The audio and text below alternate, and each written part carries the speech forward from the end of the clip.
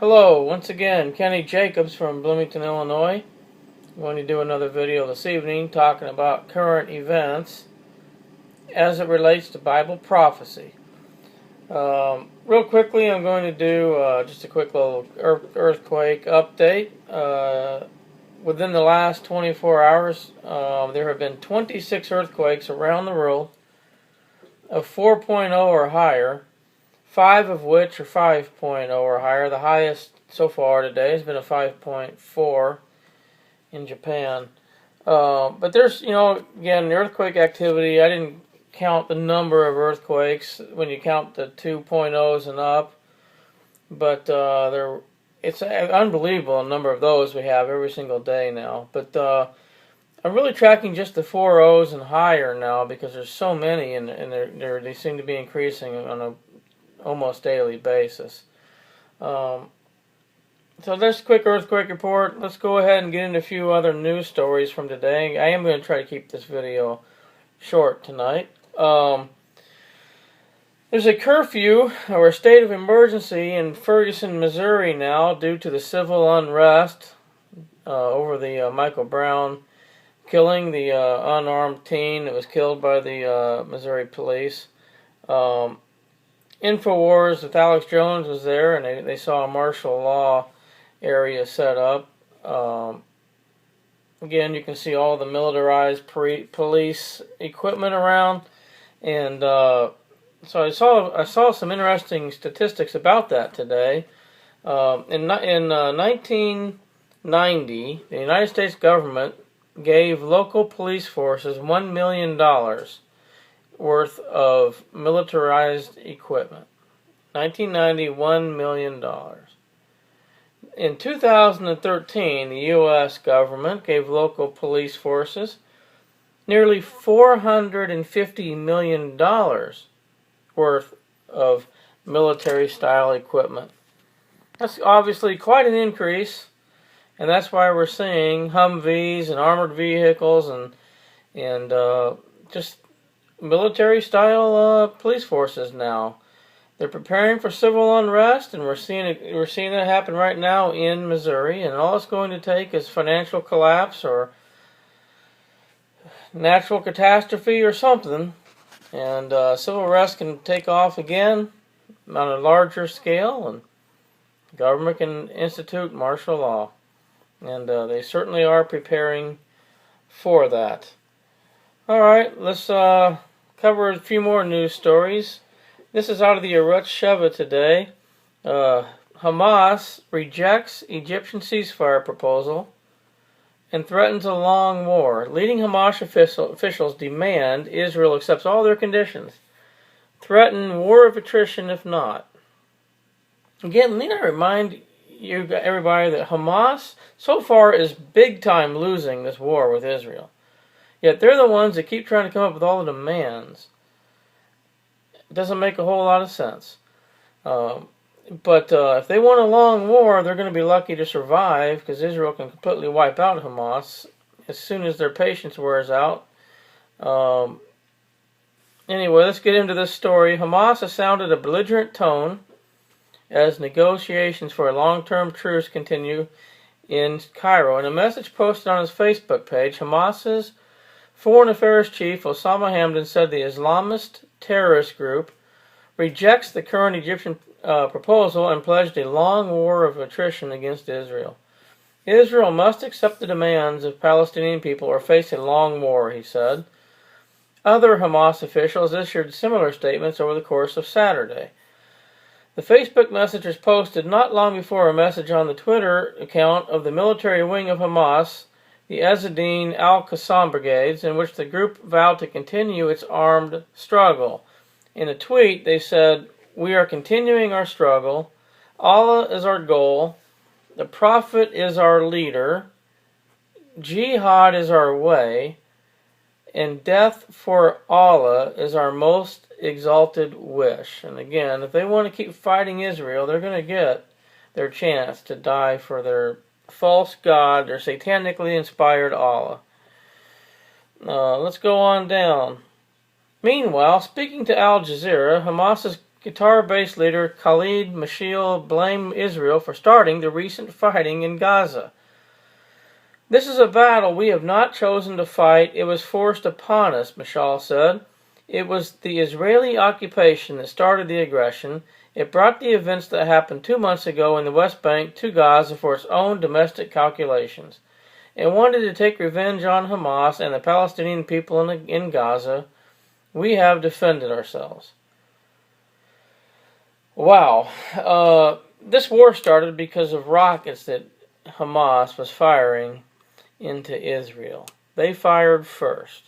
Let's see here. Mashal also added that his group wasn't interested in further temporary ceasefires and demanded Israel give in to all of its demands. "We do not wish to play the game of keeping the calm with the aim of wasting time. We want serious negotiations to lead to an end of the aggression on Gaza and granting the Palestinian demands."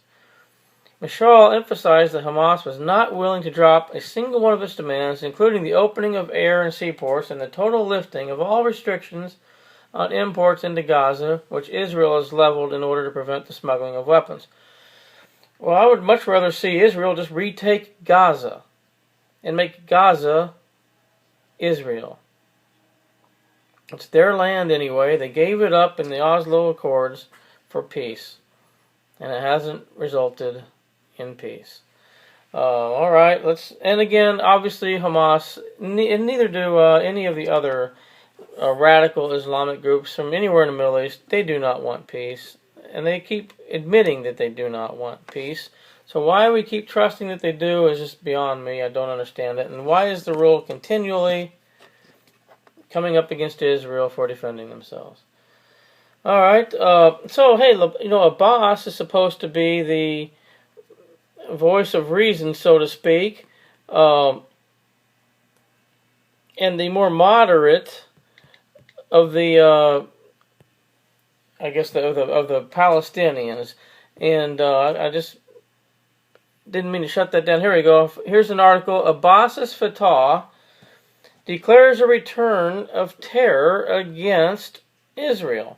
Terror wing of moderate Abbas's Fatah displays massive arsenal in Gaza video after taking part in Hamas war, vows to increase attacks. Now remember, John Kerry's 9-month peace negotiations ended partially because Israel demanded that they stop the negotiations once Hamas signed a unity government agreement with Hamas. And now it says that Abbas's Fatah, is vowing to increase attacks against Israel. Palestinian Authority Chairman Mahmoud Abbas's Fatah faction, often touted internationally as a moderate alternative to Hamas, has declared its intentions to further increase its terror attacks against Israeli citizens. A new video released to YouTube by Fatah's military wing, the Al-Aqsa Martyrs Brigades, declares the unity of Fatah's various military branches and announces a recent decision to strengthen Fatah's military activities. Filming in what they term a joint operations room in Gaza, the Fatah terrorists are seen in the video proudly displaying 3-barrel rocket launchers, anti-tank rocket launchers, and assault rifles and portable communications devices. One of the terrorists is filmed telling the camera that the rifle was and remains the only option to free the occupied lands, and that Fatah has never abandoned the path of violent terrorism. In Judea and Samaria, the Al-Aqsa Martyrs Brigades have likewise declared open war on the Jewish state. The declaration has been followed by numerous Fatah terror attacks, including a shooting attack south of Bethlehem last Sunday, after another shooting attack on the Sunday before. On Monday, a wanted Fatah terrorist was killed by IDF forces after he refused to turn himself in and open fire on the soldiers.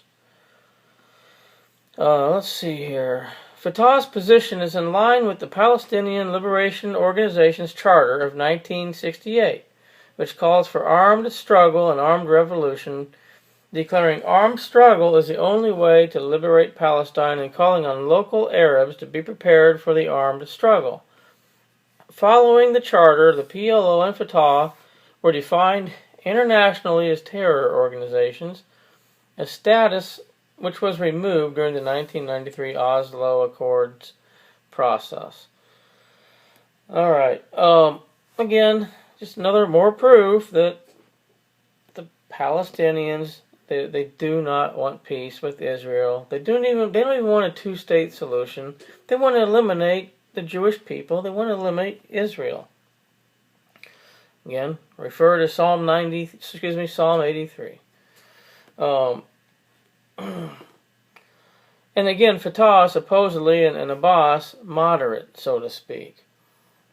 Let's look at a more exciting news story as far as I'm concerned. I like to report on any news I see about the temple, the third temple on the Temple Mount. This is a blog from Zion's Corner out of the Eretz Sheva today. Historic news: RCA supports Jewish Temple Mount prayer. It says, I was very surprised when I received an email with the following resolution passed by the Rabbinical Council of America. I was surprised because for almost a decade I have been writing and calling the RCA and other rabbinical organizations asking and begging for help, and I was rebuffed time and time again. While I have yet to confirm this, I have a strong feeling that the new president of the RCA, Rabbi Leonard Matanke, was the primary force behind this important resolution.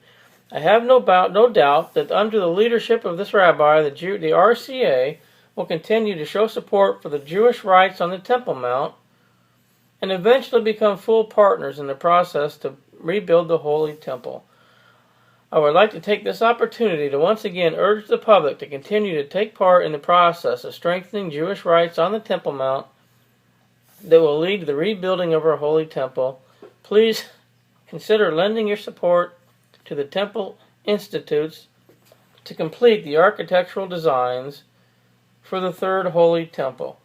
Again, I'm going to put links to all this in the description box so you can check it out for yourselves. But again, there has not been a temple in Israel since the Roman Empire destroyed it in AD 70. And if you read Revelation chapter 11, starting at verse 1, it says, And there was given me a rod like unto a rod.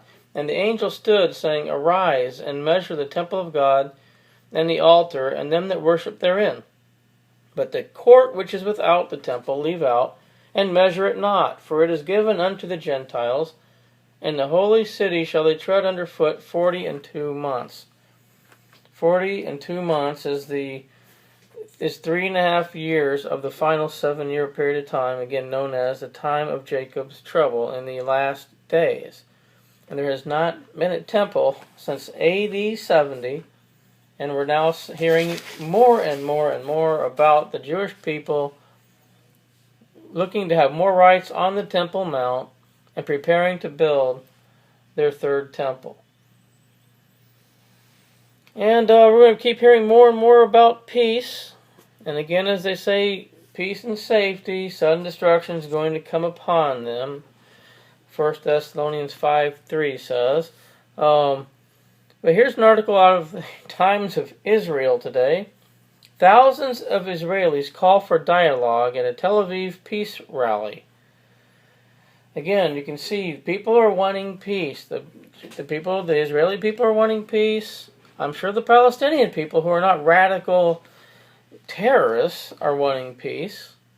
And I feel sorry for those people. We need to pray for those Palestinian people who are living under the totalitarian dictatorship and the crazy terrorist regime leaders who are just peace-loving people, some of them.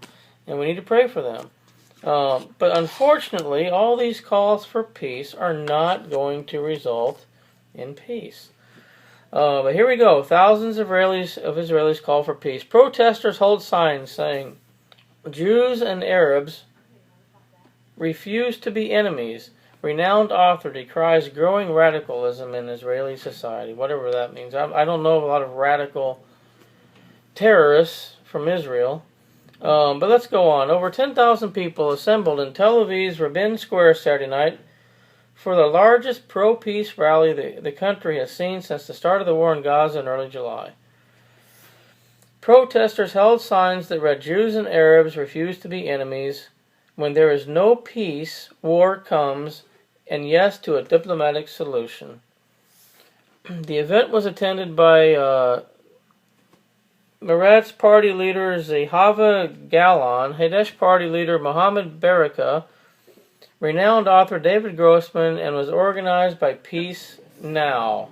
Galon took the podium and told the crowd that Prime Minister Benjamin Netanyahu is a failure and that he should resign. She also called for an end to the Gaza blockade. Israeli people, what do they want? All of Benjamin Netanyahu has been doing is trying to defend the Israeli people from radical terrorists who've been firing rockets into Israel, trying to kill innocent civilians, and are committed to the destruction of Israel. Yet these Israeli people are calling Netanyahu a failure, and they want to end the Gaza blockade. It just doesn't make any sense. Grossman, a long-term mentor of the Israeli peace movement, who lost his son, then a soldier, in the 2006 Second Lebanon War, said that the conflict didn't generate the perception of victory for either side, only an image of destruction. He also lamented that he described as growing unchecked radicalism in Israeli society. Dangerous movements are coming to pass in Israel because of the despair, the anxiety, nationalism, and racism erupting all at once, he says. Not one word of condemnation has been uttered by the Prime Minister, Grossman added. It will be very difficult to rein in the dark forces. I'm concerned that the leaders enjoyed seeing the left held hostage, but this tide will turn against them when they appear too moderate. These processes and phenomena will ultimately turn Israel into a radical, militant, xenophobic cult, isolated and ostracized. Since the signing of the Oslo Accords, he said, the state and the right have been trying to negate the civil legitimacy of Israel's Arabs, who will never opt for war and will always be in favor of peace. All right, more and more calls for peace, even though neither side trusts the other. And the Palestinians keep saying over and over and over they really do not want peace. Just a couple other headlines, not going to read the articles. Out of the Jerusalem Post, Iran says little chance of reaching a nuclear deal by November. Why is that? Because they aren't going to stop their nuclear program, period. And the world is nuts to think that they can trust Iran and think that Iran really has any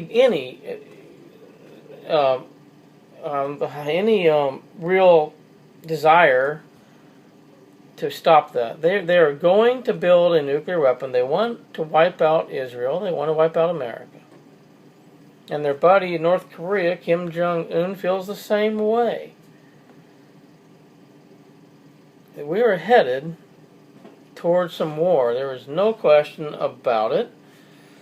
And that brings me to the last headline out of Jerusalem Post. U.S. conducts airstrikes on Iraq near the Mosul Dam. Reported a little while ago that ISIS has taken control of that dam near Mosul, and if they want, they could now flood the area, and which would kill maybe up to 1 million people in the Mosul area. They could also cut off the power. It's a bad situation that ISIS is controlling that dam now. So the U.S. has conducted airstrikes on them in that area. I gotta wonder how much longer it's going to be before we have to send troops over there and start a ground war. It's coming, guys. The world is in chaos. Things are happening so fast, and the world is calling for peace, but peace is not going to happen. And all the signs that Jesus said would be here, signaling His return, are here. And it's very, very exciting when you hear more things about wanting to build the third temple, because the third temple has to be here for the final 7-year period of time. All the preparations are being made. All the players are getting in place for the final 7-year period of time. It will be led by the Antichrist and the false prophet. and the return, the second coming of Jesus Christ to set up his millennial reign at the end of that 7-year period of time. When you see all these things happen and all these things taking place, Jesus said, look up and lift up your head, for your redemption draws nigh. But you have to make sure you're saved, and the only way to be saved is put your faith 100% in Jesus Christ. Accept the forgiveness He gave you on the cross at Calvary 2,000 years ago, and you'll be ready for His return. Keep looking up. God bless everyone.